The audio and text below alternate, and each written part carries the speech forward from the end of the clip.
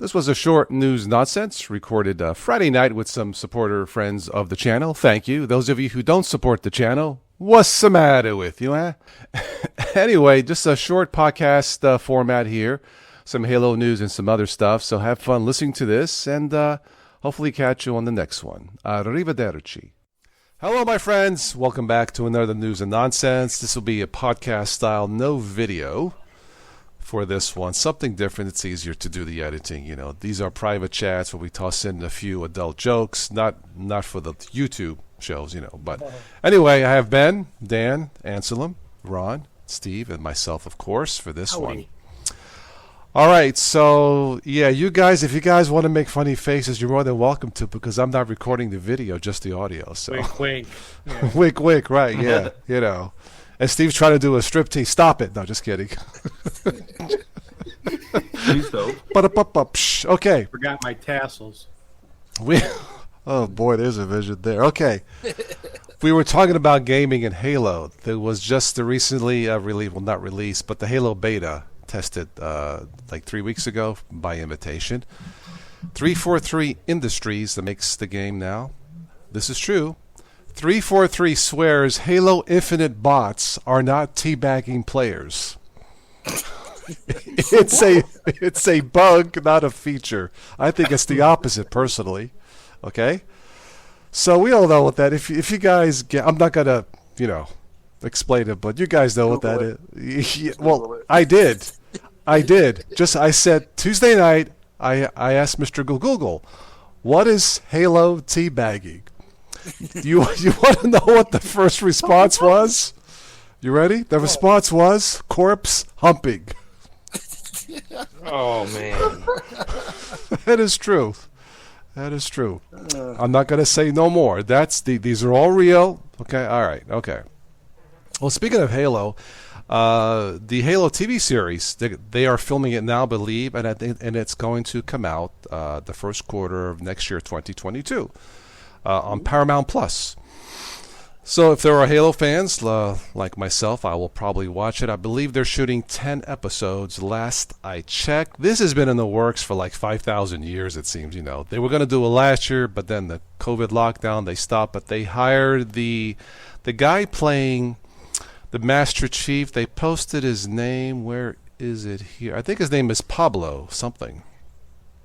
Pablo Escobar. No, but... yeah, so anyway, yeah, if you search to Google, there's a picture of him and a nice-looking young man. But yeah, I'm not sure what it's going to be called, I guess just Halo, as far as I know. But it's on Paramount Plus, streaming services starting next year. These are funny or offensive science headlines that I did not know existed. For example, wax on, wax off. Public hair grooming and potential complications. Ouch. That's the headline. Yeah. Yeah. Here's another headline. A lucky catch. Fish hook injury of the tongue. Okay. Okay. Which tongue? The fishes or yours? Sounds like Arnold's. Yeah, no, but anyway, let's see. What else do we have? That worm was really tasty. Yeah, really. Here's a good one. Chemical processes in the deep interior of Uranus, the planet. What? Just want to be clear. That's the headline.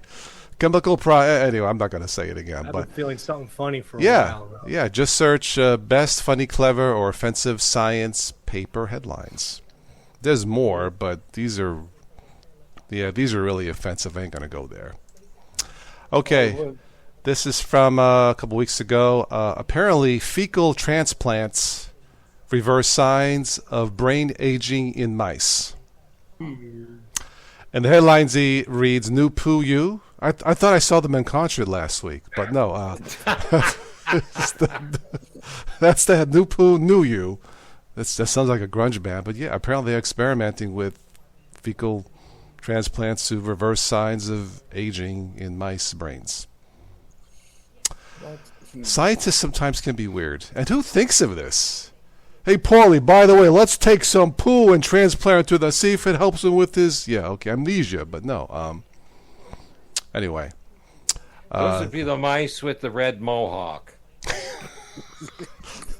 That's one for Dan. Okay. Okay. Let's see here. There's some other strange sites. Let's see if I can pick something here that we can talk about. Men and women react differently to a missing audience, sports audience. I wonder how. I'm not going to click it. I'm just reading some of the headlines. Well, why would they react differently? Unless they're arguing with their spouse. Yeah. Yeah. Anyway, let's see here. Invasive plants are still for sale as garden ornamentals. Really? No, I don't think so. Me neither. All right. Nope. Let's move on. This was actually from last year. Here, this is the headline. Dentist is charged after pulling patient's tooth on a hoverboard. You can make up your own. Yeah. Okay. Well, I'm sure They don't even go together.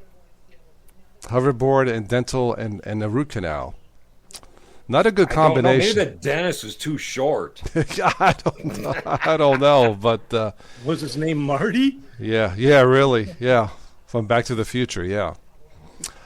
What else do we have here? This is from San Francisco. San Francisco headline reads: Bubble Man roams San Francisco streets, bringing joy. The Bubble Man. See, that's a new movie coming next year. Superman versus Bubble Man. No, but the massive bubble Kurth Reese conjured last month, rising like a genie from a bucket of soap, startled a small girl visiting San Francisco's Embarcadero. Apparently, he makes giant bubbles to please the crowd, to please the children. Oh, he blows bubbles. Yeah, he's a bubble blower. Yeah. I was thinking some guy wrapped. Yeah, I was thinking it was like the boy in the bubble, or wrapped in bubble wrap. Actually, I was thinking of farting, but no. Fart a bubble. Yeah, really. He rides a tricycle, makes $150 a day in tips. Okay, all right. Well, good for him, bringing joy in these crazy times. Why not bring on the bubbles? What else do we have here? This is from Australia. Where's Vincenzo tonight? Australian news. Australian man ties bed sheets together to escape fourth floor hotel quarantine. It sounds like an episode of Burn Notice, but yeah, it does. It doesn't. Sounds Yeah, kind of TV showish. A man in the Australian city of Perth escaped mandatory quarantine by scaling down a rope made of tied together bed sheets from. That's pretty high still. A fourth floor? Fourth story, yeah. 4 stories. Yeah. What if those... Where'd he get all the sheets at? That's a good question. You have to ask Colin about that one. Yeah. Colin's from Perth. Maybe it's an Australian thing. You have a minimum 4 sheets per bed? I don't know. Maybe it's a... I don't know. He robbed everyone else's bed on Well, that I think floor. it's 3 sheets for the bed and 1 sheet to wipe off the Vegemite off yourself, but no. The Vegemite nap. That's all I have. Do you guys have any funny news you want to relate before I end this? No, good talk. Okay. Well, okay. That's all I have. Thank you for listening to this News and Nonsense podcast for this Friday evening. That's it. Thank you. Bye. Good night, everybody. That's a wrap.